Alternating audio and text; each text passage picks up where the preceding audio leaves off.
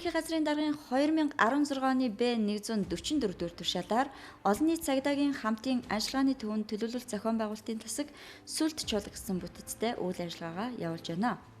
Цагдаагийн байгууллагаас тусдаа үн олон нийтийн итгэл дэмжлэгийг авах, олон нийтэд түшиглсэн хамтын ажиллагааг бэхжүүлэх, цагдаагийн байгууллагын үйл ажиллагааг сурталчлах, иргэд олон нийтийн оролцоог нэмэгдүүлэх ажлыг зохион байгуулж, мэргэжил арга зүйн удирдлагаар хангахад чиглэгдэж байгаа юм а. Цагдаагийн байгууллагад иргэд олон нийтийн итгэх, итгэл дэмжлэгийг авах, олон нийтэд түшиглсэн цагдаагийн үйл ажиллагааны бодлого, арга зүйг тодорхойлох, төлөвлөх, мэргэжлийн тусалцаа үзүүлэх, харилцсан уялдаа бүхий цогц арга хэмжээг улсын хэмжээнд зохион байгуулах, мөн олон нийт цагдаагийн хамтын ажиллагааны хөтөлбөрийн хэрэгжилтийг эрчимжүүлэн ажиллах, хамтын ажиллагааны ач холбогдлыг сурталчлах, олон нийтэд түшиглсэн цагдаагийн үйл ажиллагааг хөгжүүлэх, ажлын хүрээнд иргэд аж ахуйн нэгж төрийн болон төрийн бус байгууллагатай хамтран ажиллах, дэмжлэг үзүүлэх үндсэн чиглэлтэйгээр үйл ажиллагаа явуулж байгаамаа.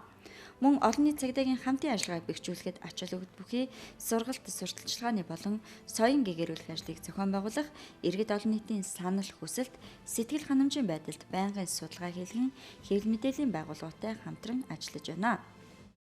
За тус төвн олон нийт цагдаагийн хамтын ажиллагааны бүхий л хэлбэрийг өргөнөөр сурталчлах, олон нийтийн арга хэмжээнд цагдаагийн алба багчдыг өргөнөөр оролцуулах, түүнчлэн иргэдээс сайн дурынхын үндсэн дээр гэмт хэрэгтээ тэмцэх, түүнээс урьдчилан сэргийлэх энэ ажил өргөнөөр татан оролцуулах, цагдаа олон нийтийн эрх холбоог сайжруулах чиглэлийн үйл ажиллагаануудыг хариуцж ажилладаг ийм төв юм байгаа.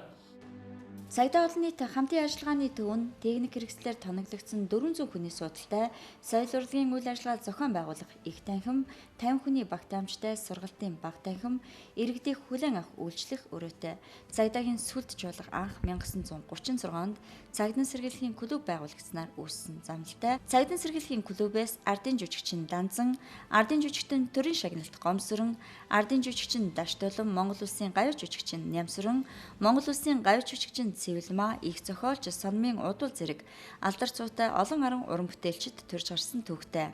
Сүлд чуулгыг шинжилэн зохион байгуулж бэхжүүлэх үйлсэд ардын жүжигчин Хаян Хярва, алдарт бүжигдэглэгч Монгол улсын гавьяа жүжигчин Ламжав, Монгол улсын урлагийн гавьяа зүтгэлтэн Цэрэн Долгор, Монгол улсын гавьяа жүжигчин Ганчимэг Отгон нарын зэрэг алдар хүндтэй өндөр мэргэжлийн уран бүтээлчид зүтгэж ирсэн. Тус чуулган шинэ үеийн залуу уран бүтээлчдээс Монгол улсын гавьяа жүжигчин Ариун Баатар тэргүүтэй 22 залуу дуучид олон улсын дуурийн дулаачдын улсын уралдаанд оролцож тэргүүн байр 4, дэд байрын шагнал 5, 3 дугаар байр 2 тусгай байрын шагналыг 3-ыг тус эзлэж, бусд нь шилдэг оролцогчоор шалгарч байсан. Улсын хэмжээнд явагдсан дуулаачдын 4 уралдаанд 12 дуучин оролцож, тэргүүн байранд 5, дэд байранд 6, тусгай байр 1-ийг эзлэж байлаа. Үн түүнчлэн үлээвэр хөгжмийн бүрэлдэхүүн улсын үлээвэр хөгжмийн уралдаанд дэд байр, Оросын холбооны улсад болсон олон улсын уралдаанд комитет хөгжмийн төрөлд тэргүүн байр,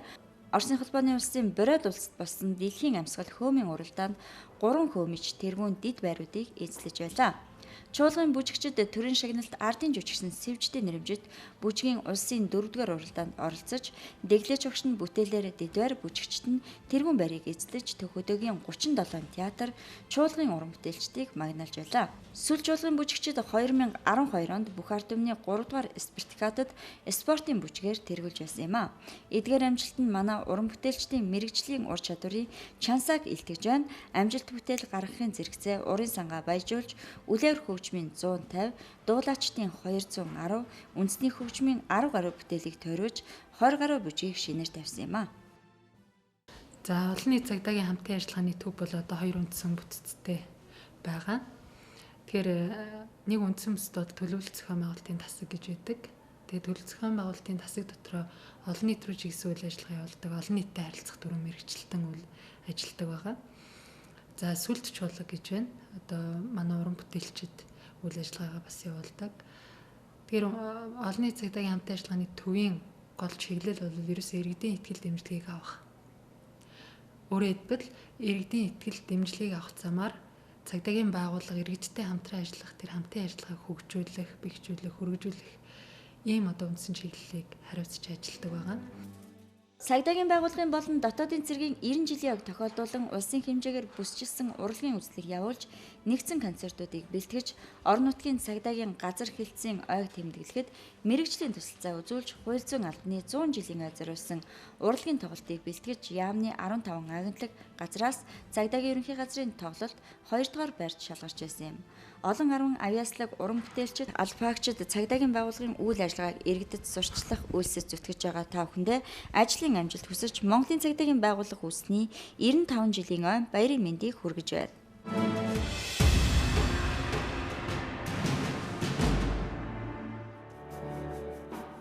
Цагдаагийн байгууллагад хуулиар хариалуулсан чиг үүрэг бүхий зөвшөөрлийн системийг боловсронгуй болгох, байгууллага аж ахуй нэгж иргэдэд үзүүлэх үйлчилгээг нэг дор төвлөрүүлж, үйл ажиллагааг чирэгдэлгүй шуурхай, хүртээмжтэй хүргэх зорилгоор Цагдаагийн ерөнхий газрын даргын 2014 оны 69-р тушаалаар лицензийн төвийг байгуулсан төвтэй. Шинжлэн батлагдсан хууль тогтоомж болон бүтэц зохион байгуулалт, чиг үүрэгтэй уялдуулан байгууллага албаагчлалын ажил үйлчилгээг мэрэгжлийн өндөр түвшинд иргэд олон нийтэд ил тод хүртээмжтэй хүргэж, ухаалаг төрийн зарчмыг нэвтрүүлэх зорилтын хүрээнд галт зэвсгийн тухай, тесэрч дэлбэрэх бодис, тесэлгээний хэрэгслийн эргэлтэнд хяналт тавих тухай, химийн хорт болон аюултай бодисын тухай, замын хөдөлгөөний аюулгүй байдлын тухай хууль, дагалдах журмуудыг батлуулж, замын хөдөлгөөний дүрм бусад холбогдох хууль тогтоомж, журам стандартын хэрэгжилтийг хангуулан ажиллаж байна.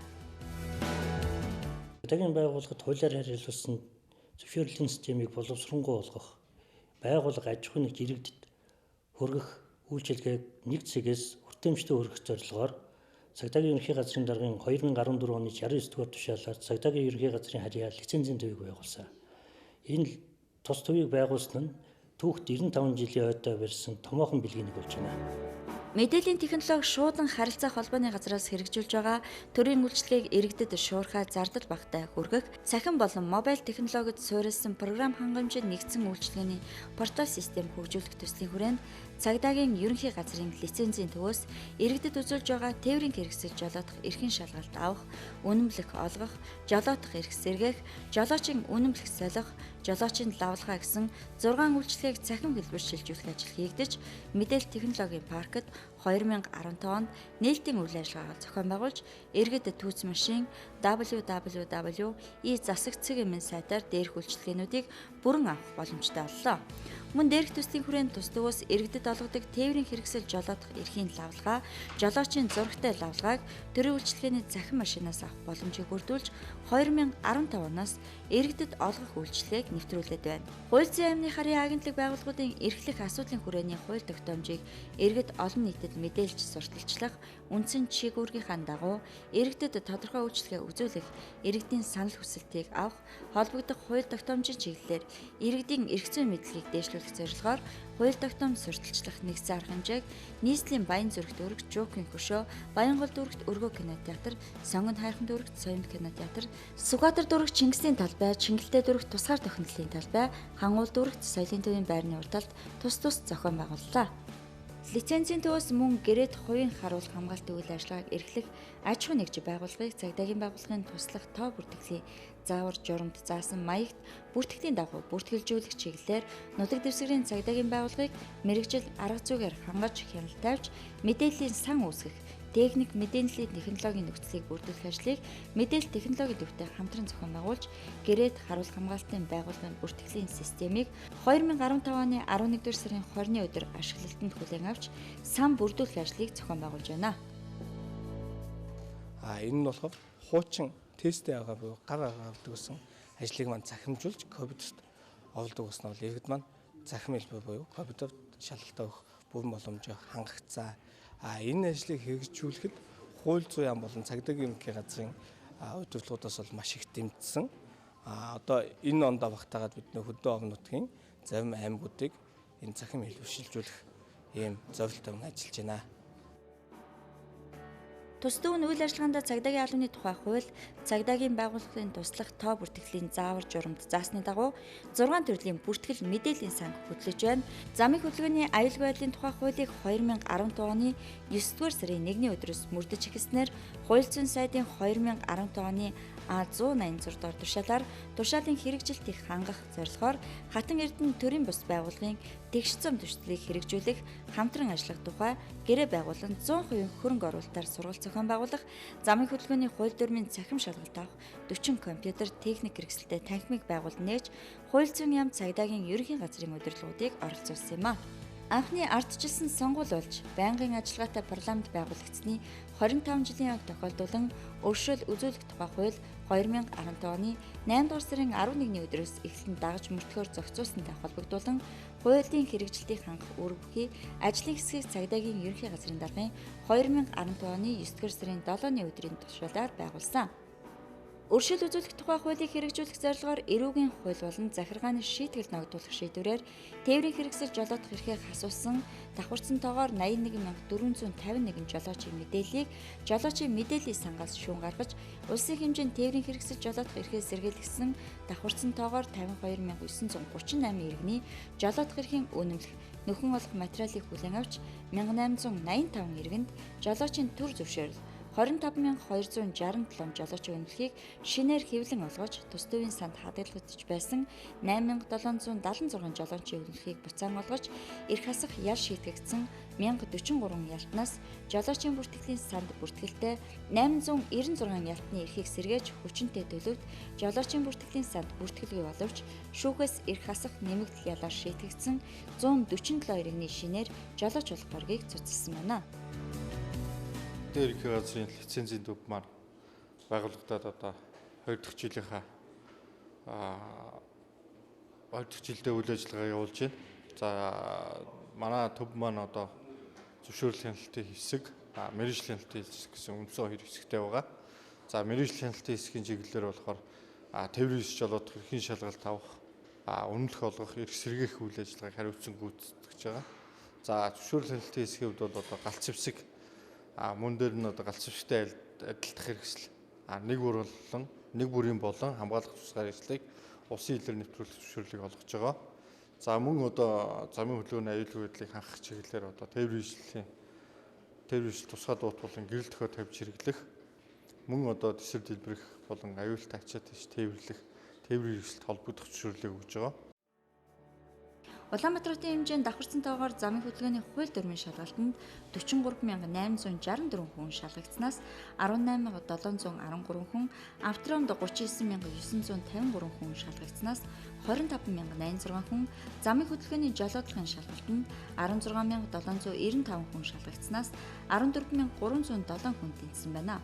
Үүний үр дүнд нийт шалгуулагчдын 58.8% нь жолооч болжээ.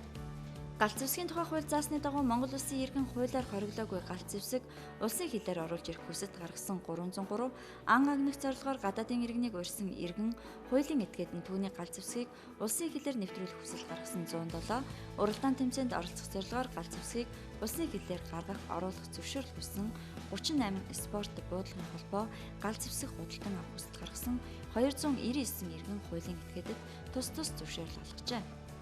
Лицензийн төвийн цагдаагийн байгууллагын брэнд менежментийн үйлчилгээг нэвтрүүлэн ажиллаж байна.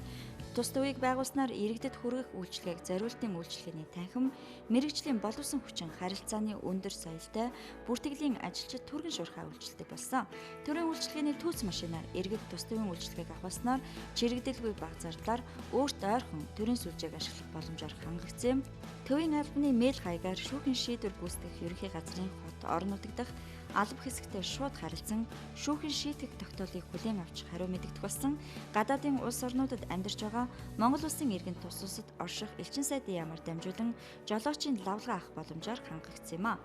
Үйлчлэгээ авахар ирсэн иргэн байгууллагт угтах үйлчлэгээний ажилтан угтан авч шаардлагатай мэдээллийг өгөн үдэж гаргаж байна. Мөн тесэрч дэлбэрэх бодис дэслэгээний хэрэгсэл галц зэвсэг сум улсын хилээр оруулж ирэхэд мэргэжлийн боловсон хүчин маш өндөр шалгуураар хянаж аюулгүй байдалд өдөр тутмын хяналт тавин ажиллаж байна.